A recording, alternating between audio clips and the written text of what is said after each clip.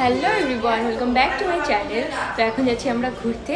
তো বেশি কথা বলবো না, কোথায় যাচ্ছি সব তোমাদের সাথে শেয়ার করবো। তো ব্লগটা আমি এখান থেকে স্টার্ট করলাম। ব্লগটা তোমরা প্রথম থেকে ক্লাস পর্যন্ত দেখতে থাকো, আশা করছি ব্লগটা তোমাদের অনেক ভালো লাগবে। তো চলো এখন বেরোনো। এখন বেরিয়ে পড়েছি। এই যে বুলোরেটা নতুন জামা, আর মাও আজকে লং স্কার্ট পরেছে, আমি আজকে লং স্কার্ট পরেছি, ম্যাচিং ম্যাচিং হয়ে গেছে। তো এবার আমরা বেরোচ্ছি। তো এখন আমরা চলে এসেছি ব্যান্ডেলের চার্চে। এখানে আসার পর তো দেখলাম ভীষণই ভিড় রয়েছে। এখন উঠছি চার্চের ওপরটাতে। তো বাইরে যে সমস্ত জিনিসগুলো ছিল সেগুলো দেখা হয়ে গেছে। তো চলো এখন তোমাদেরকেও দেখাচ্ছি। সত্যি বলতে আজকে আমাদের যাওয়ার কথা ছিল জয়রামবাটি আর কামারপুকুরে ঘুরতে। সকাল পর্যন্ত আমরা সেটাই জানতাম যে আমরা ওখানেই যাব। তারপরেই হঠাৎ করে তৃষিতার বাবার একটা কাজ পড়ে যায়। তো তখন আমরা ভাবি যে থাক আজকে আর বেরোবো না, কিন্তু আর একদিন পরেই বুলো বাড়ি চলে যাবে। তাই ভাবলাম ওকে কাছাকাছি কোথাও থেকে একটা ঘুরিয়ে আনা যাক। তাই আমরা চলে আসি ব্যান্ডেল চার্চে। আর আমিও এর আগে কখনো আসিনি, আমারও ঘোরা হয়ে গেল, বেশ ভালোই হলো। জায়গাটা এমনিও আমার বেশ ভালোই লেগেছে এসে।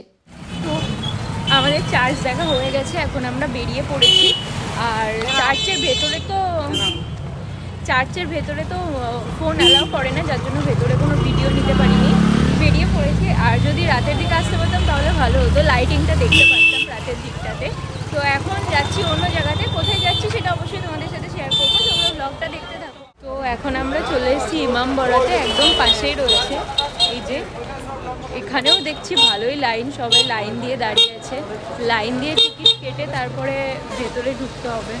লাইন এখান থেকে শুরু হয়েছে। আর এই যে এটাই ইমামবাড়া, সামনে দিয়ে দেখব। তো আমরা এখন এন্ট্রি করে গেছি। আর এই যে টিকিট কাটতে হচ্ছে 20 টাকা করে পার পার্সন টিকিট নিয়েছে আমাদের।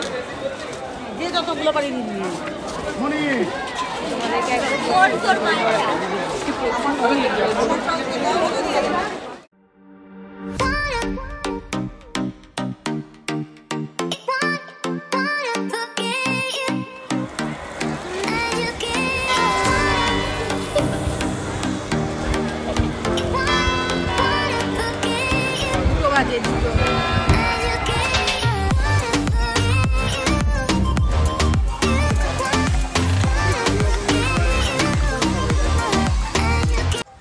তো ইমামবাড়া থেকে আমরা তো বেরিয়ে গেছি, মানে অনেক আগে বেরিয়েছিলাম। আর সত্যি বলতে ওখানে দেখার মতো তেমন কিছুই ছিল না, শুধু একটা বড় ক্লক ছিল দেখার মতো, ওটা ছাড়া তেমন কিছু ছিল না। তার জন্য 20 টাকা চার্জ নিয়েছে, জানি না কিসের জন্য 20 টাকা নিয়েছে।